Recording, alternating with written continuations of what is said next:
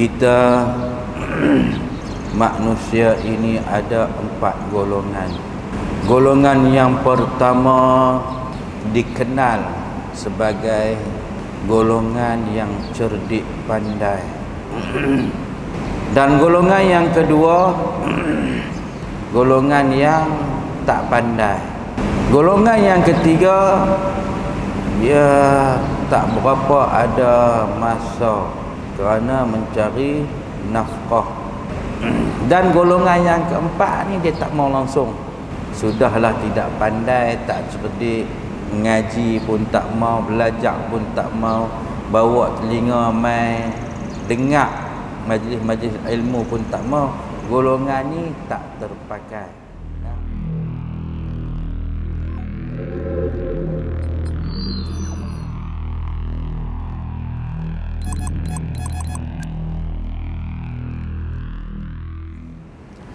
Bismillahirrahmanirrahim. Alhamdulillahi rabbil alamin. Wassalatu wassalamu ala rasulil amin. Ashhadu an la ilaha illallah wahdahu la syarika lah. Wa ashhadu anna Muhammadan abduhu wa rasuluh. Allahumma salli ala sayyidina Muhammadin al-Fatihi lima ukhliqa wal khatimi lima sabaqa nasiril haqqi bil haqqi wal hadi ila siratikal mustaqim wa ala alihi wa sahbihi haqqa qadrihi wa miqdarihi al-azim. Allahumma aftah alaina futuhal arifin warzuqna fahman nabiyyin wahsyurna min khazaini rahmatika ya arhamar rahimin. Allahumma rabbana zidna ilman nafi'a warzuqna fahma. Rabbi yassir wa la tu'assir wa tammim bil khair. Yang berbahagia Tuan Imam kita, pegawai-pegawai masjid, ahli jawatan kuasa Masjid Al-Bukhari, yang dikasihi lagi dihormati muslimin dan muslimat, mukminin dan mukminat. Sebelum kita memulai majlis kita pada pagi yang mulia ini, terlebih dahulu marilah sama-sama kita istighfar taubah, mohon ampun kepada Allah Azza wa Jalla. Mudah-mudahan Allah ampun segala dosa yang berada, yang bersarang di dalam hati kita dan juga di luar hati kita. Sama-sama juga kita berselawat ke atas junjungan besar Nabi kita Muhammad sallallahu alaihi wasallam. Mudah-mudahan rahmat yang turun kepada baginda terlimpah jua kepada kita. Tak lupa juga, marilah sama-sama kita sedekah Al-Fatihah kepada kedua ibu bapa kita, saudara mara kita, sahabat handal kita, rakan taulan kita, muslimin dan muslimat, mukminin dan mukminat, sama ada yang masih hidup atau yang telah meninggalkan kita, insya-Allah. Astaghfirullah Rabbal baraya, astaghfirullah الخطايا أستغفر الله رب البرايا أستغفر الله من الخطايا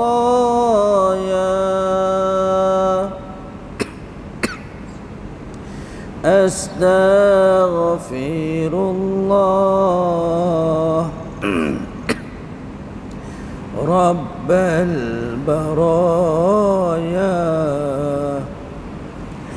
أستغفر الله من الخطايا.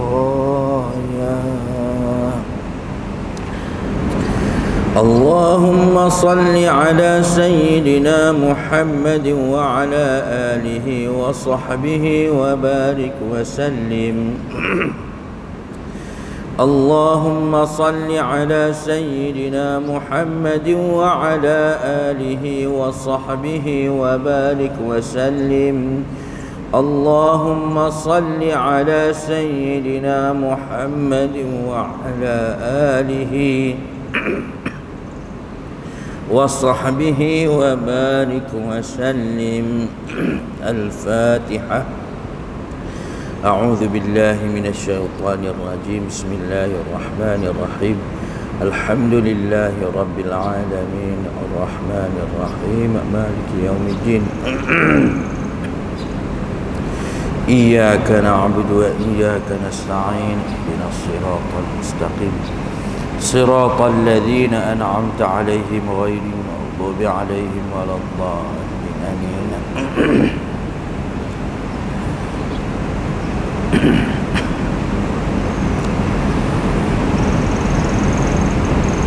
Alhamdulillah, syukur kehadrat Allah Azza wa Jalla, masih lagi sayang kepada kita, memanjangkan umur, bekalkan kesihatan, juga mengurniakan ketaatan kepada kita. Mudah-mudahan sehinggalah kita nafas kita yang terakhir, insya-Allah. Tuan-tuan dan puan-puan yang dirahmati Allah, kita manusia ini ada 4 golongan. Golongan yang pertama dikenal sebagai golongan yang cerdik pandai. Allah Ta'ala anugerah kepada mereka memahami ilmu agama yang mendalam. Lalu golongan ini dia kena bercakap,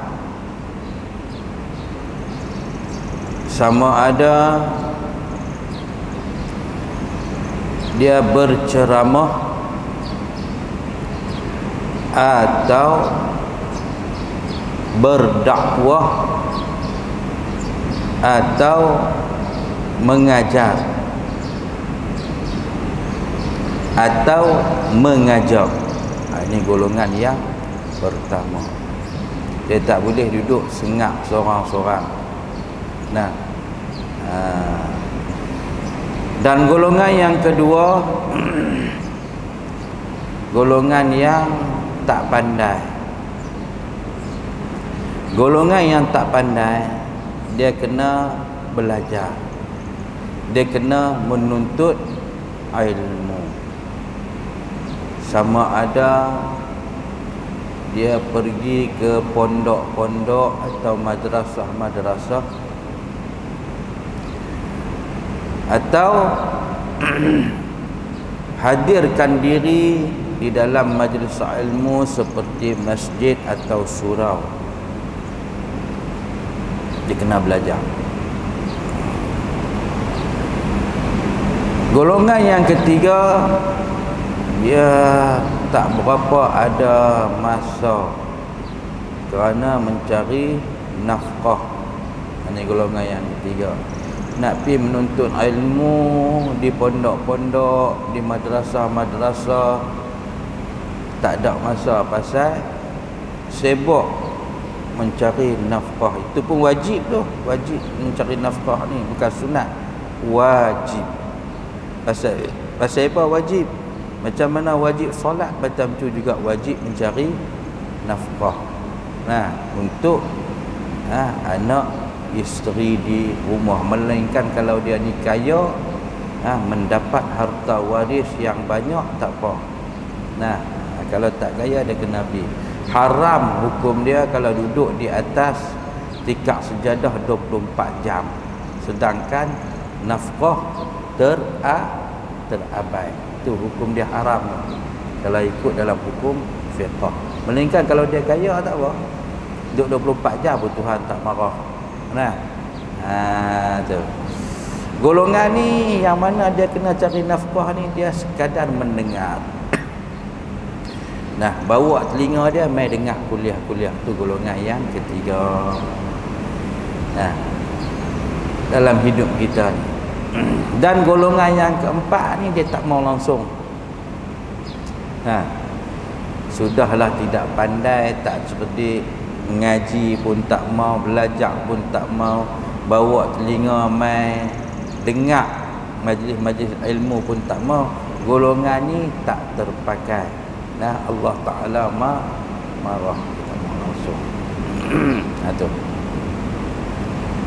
Baik. Kita syukur kehadrat Allah Azza wa Jalla kerana limpahan kurnia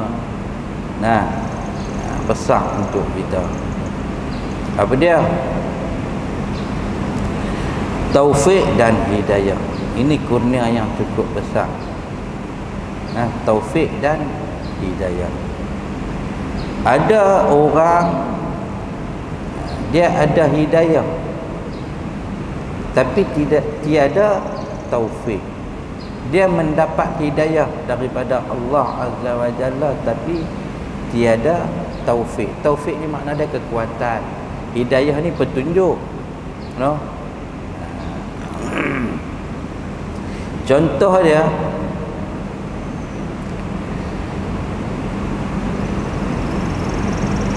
hidayah dapat petunjuk kepada jalan kebaikan, jalan kebajikan. Tapi taufik tak ada. Contoh dia sakit. Sakit kira tak ada riang, tak ada kekuatan. Sama ada stroke atau sebagainya lah. Tak ada hidayah. Teringin nak mai, itu hidayah. Teringin nak mai berjemaah tapi tak boleh, dah jadi kek buruk.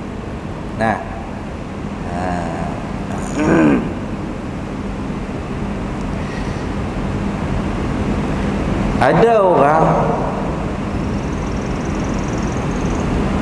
dia ada taufik, kekuatan tu ada tapi hidayah tak ada. Tu ramai. Contoh macam tukang-tukang besi, tukang buat bangunan, taufik ada, kekuatan tu ada tapi hidayah tak ada. Bila hidayah tak ada, semayang pun tak semayang. Hak mana Tuhan suruh dia tak berasa bersalah, dia tak buat. Sedangkan tak sembahyang ni dosa dia besar. Dia guna taufik ni hanya satu jalan sahaja. Apa dia? Jalan mencari nafkah. Tapi ibadah-ibadah khusus tak buat. Seperti sembahyang, puasa. Kadang puasa tak puasa. Bukan kata lembek apa tak, kuat ni, kuat. Hadu kena tangkap dulu. Kita tengoklah dekat nak bulan puasa dah. Tiap-tiap kali bulan puasa tengoklah surah Abah muka depan ada saja kena tangkap. Itu pasal tak ada hidayah. Taufik ada tapi hidayah tak ada. Jadi kita dalam kehidupan kita ni kita perlu dua. Nah, perlu dua sekali. Nah, hidayah petunjuk daripada Allah Azza wa Jalla, taufik kekuatan yang dianugerahkan oleh Allah Subhanahu wa taala kepada kita, juga memerlukan rahmat, yang ini kasih sayang daripada Allah Azza wa Jalla kepada kita. Tiga ni manusia dia perlu. Nah, dia perlu. Dalam hidup kita ni, kita berlegar dengan 4 perkara, tiada yang 5. Ni dalam kehidupan kita semua ni. Berlegar dengan 4 perkara ni saja. Daripada kita bangkit tidur sampai kita tidur.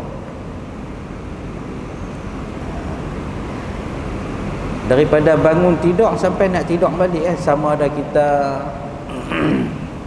tak kira lah, ibadah ke, sama ada cari rezeki ke, berak kencing, makan minum dan sebagainya, dia tertakluk kepada 4 perkara. Baik, yang pertama nikmat. Yang pertama nikmat. Bangkit tidur tu, kita dapat celak mata, nampak syidin rumah kita, dan kita dapat bangun daripada tidur tak sah. Kita dapat berjalan, pergi mana? Pergi bilik ayam. Kita dapat masuk tandas, kita berasa sakit perut, keluar elok. Berasa nak kencing, kita kencing elok, semua elok. Masya Allah. Kita dapat start kereta, start motor, dapat mai ke masjid atau surau, dapat menunaikan sembahyang berjemaah. Sembahyang berjemaah adalah sunnah Nabi. Kalau sembahyang seorang-seorang di rumah itu mengikut perintah Allah. Allah Ta'ala perintah suruh kita sembahyang. Main berjemaah adalah sunnah Nabi. Nabi perintah. Buat dua-dua pahala berganda. Itu adalah nikmat. Apabila Allah Ta'ala beri nikmat kepada kita, sihat tubuh badan dan sebagainya, kena ingat Tuhan dia minta pula kat kita, apa dia? Syukur. Tuhan suruh kita bersyukur, bukan dia bagi saja. Kena bersyukur. Seperti firman Allah di dalam kitabnya yang agung, yaitu Al-Quranul Karim. A'udzu billahi minasy syaithanir rajim.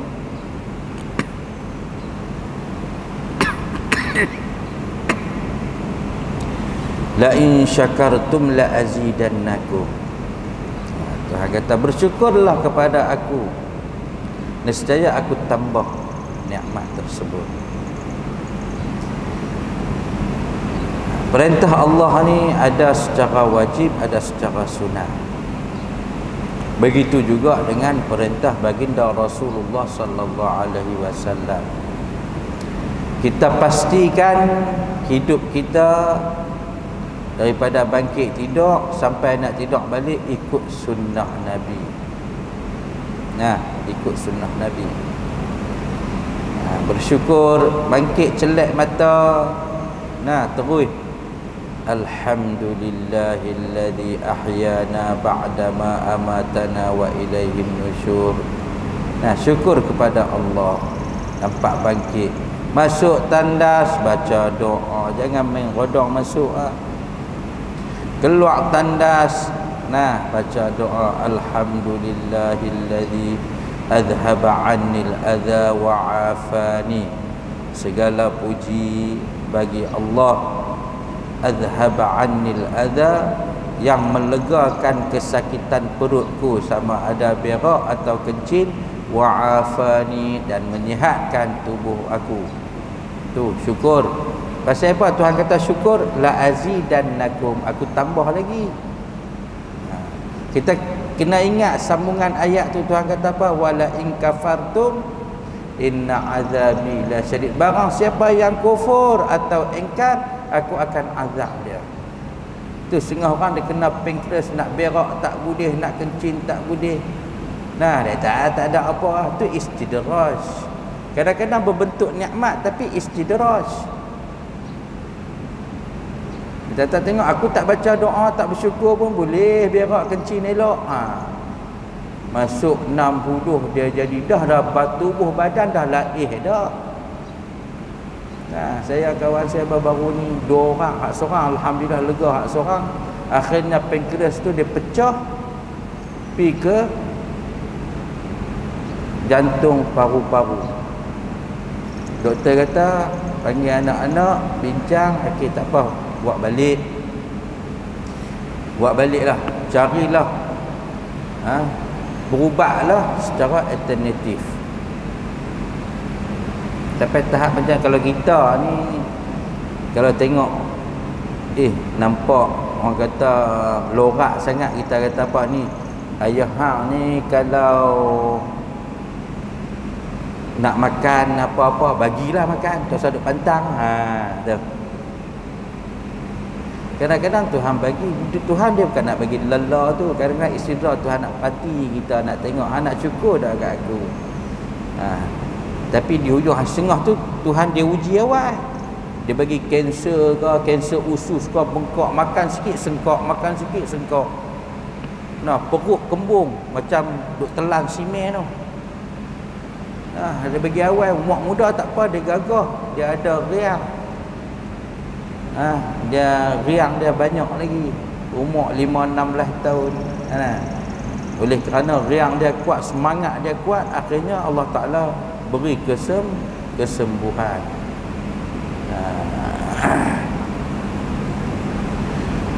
Begitu juga ikut sungguh-sungguh sunnah Nabi. Dia ajak kita, bukan dia tak ajak. Semua kita tahu doa-doa, macam-macam doa makanlah, selepas makanlah. Yang penting setiap kali kita dapat nikmat, kita bersyukur kehadrat Allah Azza wa Jalla. Itu satu. Yang kedua, bala ke hidup kita, dia bergelar berlegar macam tu lah. Bala ni berbentuk ujian, macam saya sebut tadi. Sakit kepala, demam, tu bala. Sakit kritikal, buah pinggang dan sebagainya, itu berbentuk ujian. Bala yang berbentuk ujian Allah kepada kita. Dan Tuhan perintah kita apa dia? Bila Allah Ta'ala hantar mai bala dekat kita, sabar. Sabar. Bukan Tuhan suruh kita keluh kesah. Tuhan nak tengok kita redha tak dengan dia. Padahal kita ni mengharap Tuhan redha dengan kita. Apa dia yang kita mengharapkan Tuhan redha dengan kita? Contoh macam kita sembahyang. Semua kita ni mengharapkan Tuhan redha. Kita tahu dah kalau kita sembahyang Tuhan tak redha, Tuhan tak terima sembahyang kita. Kita puasa, Tuhan tak redha, Tuhan tak terima puasa kita. Sebab tu kita mengharapkan sesungguh-sungguh apa dia? Redha daripada Allah Azza wa Jalla. Begitu juga Tuhan nak tengok kita. Tuhan dia datangkan bala kepada kita. Anak redha tak dengan pemberian aku? Nikmat hang terima, lepas tu hang tak ada nak bersyukur. Bila aku hantar bala, hang tak mau nak terima, hang keluh kesah. Hak keluh kesah tu Tuhan tak mau. Sebab tu Tuhan suruh kita sabar. Sempurnanya iman, terkeluarnya daripada rugi masa sabar. Sebab tu sabar Allah Ta'ala bersumpah dengan masa, demi masa. Allah Ta'ala bersumpah dengan demi masa. Wal asr, dan demi masa, kata Allah, innal insana lafi khusr. Sesungguhnya manusia ni, seluruh manusia ni kerugian, rugi kita ni, rugi. Manusia ni rugi dalam kehidupan dia. Setiap saat, setiap minit, setiap jam, setiap hari, setiap minggu, setiap bulan, setiap tahun, sampailah dia pejam mata masuk lalu lubang kubur tu. Tuhan kata apa? Rugi kita ni.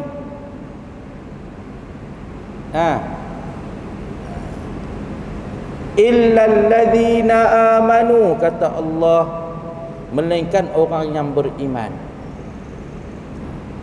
Melainkan orang yang beriman. Kalau sekadar beriman sahaja, itu pun rugi. Beriman saja tapi rugi juga. Lalu Tuhan sambung ayat tu, illal ladzina amanu wa amilus solihat, melainkan orang yang beriman dan beramal soleh. Kalau dua tu saja dalam kehidupan kita, takat iman soleh, itu pun rugi. Rugi. Illal ladzina amanu wa amilus solihat wa tawassaw bil haqq. Beriman, kata Allah, beramal dengan amal-amal soleh, wa tawassaw bil haqq, berpesan-pesan dengan kebenaran. Tu. Berpesan-pesan dengan kebenaran. Orang yang cerdik, pandai, orang yang ada ilmu, dia kena bercakap, dia kena berdakwah. Dia kena berceramah, dia kena mengajak. Tak boleh duk diam, reti, takut. Tak boleh. Tu. Wa tawassaw bil haqq, berpesan-pesan dengan kebenaran. Baik. Lalu Allah Ta'ala sambung, kalau takat tu pun berpesan-pesan dengan kebenaran, tetap masih lagi dalam kerugian. Apa dia? Allah Ta'ala sambung, illal ladzina amanu wa amilus solihat wa tawassaw bil haqq wa tawassaw bis sabr. Dan berpesan-pesan dengan kesabaran. Pak ni baru terkeluar daripada kerugian. Tak sah. Ambil salah satu tak boleh, dia mesti kena ni. Sebab tu sabar dia kena duduk duduk last sekali. Kemuncak terkeluar daripada kebenaran adalah sabar. Sebab tu apabila Allah Ta'ala hantar mai bala, Tuhan nak tengok kita redha tak redha. Kita ingat ni pun anugerah Allah. Jadi kita redha dengan kita bersabar. Dua. Yang ketiga apa dia? Anugerah Allah. Ni macam ni anugerah Tuhan. Bukan senang nak dapat duduk dalam majlis ilmu. Selepas solat subuh berjemaah, kita mai sebelum solat subuh, kita solat sunat sebelum subuh. Tu pun ganjaran dia cukup besar dah. Seisi dunia tak boleh nak lawan dengan sunat sebelum subuh. Lalu sembahyang subuh berjemaah, Tuhan pilih kita. Yang tadi jemaah ramai, tiba-tiba ada kerja masing-masing, tak boleh bersama dengan kita, tapi kita ni Tuhan pilih. Sebab di dalam majlis ilmu ni Allah Ta'ala hadirkan satu orang malaikat, iaitu malaikat rahmat. Dalam majlis ilmu, mana-mana majlis ilmu, Allah Ta'ala akan hadirkan satu orang malaikat, iaitu malaikat rahmat. Yang mana malaikat ni dikembang sayap seluas-luasnya. Lalu di celahan sayap tersebut dicurahnya rahmat kepada orang yang duduk dalam majlis ilmu. Apa rahmat kita ni? Kalau tak dapat rahmat, habis kita. Takat dapat taufik dan hidayah saja, tapi rahmat kita tak dapat. Tu yang kita kadang-kadang, pahala kita ni yang macam bukit ni di masyar esok, tiba-tiba habis pahala, diganti dengan dosa. Pasal apa? Tak dapat rahmat daripada Allah Azza wa Jalla. Keluar daripada semayang, keluar daripada solat sunat tahajud ke, solat sunat duha ke, tapi kita tak jaga mulut kita. Kita mengumpat orang tu, kita mengumpat orang ni. Kita fitnah orang tu, kita fitnah orang ni. Hati, dosa hati pula. Kita rasa kita lebih baik daripada orang. Kita rasa diri kita lebih mulia daripada orang. Kita rasa diri kita alim daripada orang. Itu semua dia. Habislah sekali. Nah. Aduh. Sebab tu kita memerlukan rahmat. Tapi berapa kerat yang Allah Ta'ala kekalkan kita berasa nak duduk dalam majlis ilmu. Buta Tuhan bagi dekat kita kasih sayang dia. Tuhan pilih. Nah tu. Jadi kita kena ingat ini anugerah Allah. Supaya kita selamat. Bukan daripada kita. Kalau Tuhan tak anugerah, kita tak dapat duduk macam ni. Sebenarnya semua ni anugerah daripada Allah Azza wa Jalla. Kita dapat bangkit tidur sampai kita nak tidur balik. Kita hidup ni penuh dengan kita hidup sunnah Nabi. Hatta kerat kuku pun ikut sunnah Nabi. Ada hari-hari dia tu. Contoh hari Isnin, hari Khamis, hari Jumaat. Hari ni hari Jumaat kita kerat kuku kita buanglah hak bulu-bulu yang sunat dibuang. Semua tu sunnah Nabi. Ikut. Biar kita hidup dalam sunnah, menghidupkan sunnah Nabi. Tu. Selepas anugerah, apa dia? Maksiat. Selepas anugerah, maksiat. Sama ada maksiat hati ataupun maksiat zahir. Sama ada maksiat tu kecil ataupun maksiat tu besar. Itulah hidup kita. Tiada yang lima. Apabila kita melakukan maksiat, apa yang perlu kita buat? Jalan dia ada. Walau banyak kali, Tuhan ni Maha Pengampun dan Maha Mengasihani. Siapa kata? Tuhan kata. Innallaha ghafurur rahim.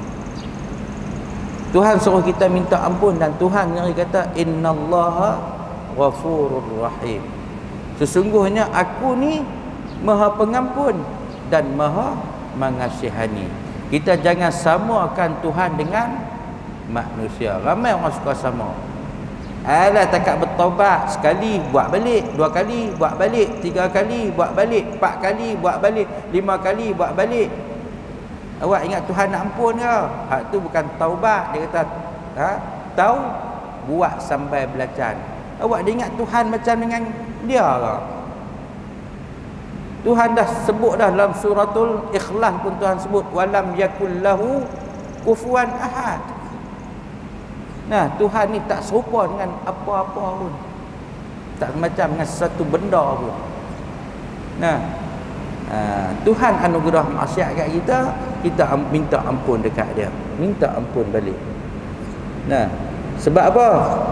Kullu ni Adam khata'un. Setiap anak cucu Adam ni, makna manusia ni melakukan kesalahan dan kesilapan. Dan sebaik-baik kesalahan dan kesilapan apa dia? Bertaubat kepada Allah. Kita selepas bertaubat confirm ke kita tak buat salah? Tak boleh confirm tuan-tuan. Sebab memang kita tu hidup kita ni berlegan dengan 4 perkara ni. Jadi kita terasa bersalah, itu anugerah Allah. Tak mau buat salah, duk mengata ke orang, duk mengumpat ke orang, rasa tak bersalah. Contoh dia tak rasa bersalah. Hak ni yang kacau ni. Sedangkan semua orang tahu mengumpat ni berdosa. Jadi bila tak kira lah apa, berasa bangga tu iblis tu. Kalau nak ikut ibadah dia ni, tak ada atas dunia ni, tak ada siapa boleh lawan dia. Langit pertama pun berapa puluh ribu tahun dia duduk sujud kat Tuhan tanpa panggung, tanpa makan. Dinaik pangkat sampai langit kedua, langit ketiga, macam tu lah ibadah dia. Tapi dengan sikit saja kesalahan dan kesilapan, apa dia? Berasa besar diri, rasa bangga. Tuhan murka sampai kiamat tu. Dan Tuhan tidak akan beri ilham supaya dia bertaubat. Dia tak dapat ilham untuk bertaubat. Tak ada. Memang Tuhan tak anugerahkan kat dia. Kita alhamdulillah syukur Tuhan anugerah. Oh Allah, aku salah hari ni. Awak terkata dekat kawan aku, astaghfirullah wa atubu ilaih. Sebab tu kita kalau buat salah, bila malaikat kiri nak catat, Tuhan kata nanti dulu, kok petang saat lagi dia bertaubat dekat aku. Buat salah di malam hari, malaikat nak catat, jangan lagi tunggu pagi, kok pagi, siang hari saat lagi dia bertaubat kepada aku. Tu. Betul? Tapi kalau buat baik, amal-amal soleh, amal-amal kebajikan, amal-amal ibadah, terus ditulis, tak tunggu dah. Jadi bertaubatlah, istighfarlah, banyaklah istighfar. Nabi sendiri pun maksum, Allah Ta'ala pelihara, sunyi daripada dosa. Itu pun sehari 70 kali bertaubat. 70 kali. Kita ni masalah kita tak rasa kita bersalah. Banyaklah istighfar. Tambah-tambah kita hidup ni di penghujung-hujung ni. Dunia ni dah cukup teruk dah. Macam-macam bala, macam-macam ujian yang kita tengok, yang kita dengar. Kan? Eloklah mulut kita ni sentiasa memperbanyakkan istighfar kepada Allah Azza wa Jalla, banyak berselawat dan banyaklah baca Al-Quran. Tapi kita lah ni duk baca handset. Betul. Tengok WhatsApp, tu. Facebook, Instagram, TikTok. Banyak lagi lah. Hak tu kita boleh mangkit-mangkit tidur, kita capai hak tu dulu. Nak tidur pun kita tengok hak tu dulu sebelum terlena, sebelum mengantuk sungguh-sungguh. Tapi Al-Qurannya di mana? Kita kembalilah. Sebab Nabi sebut,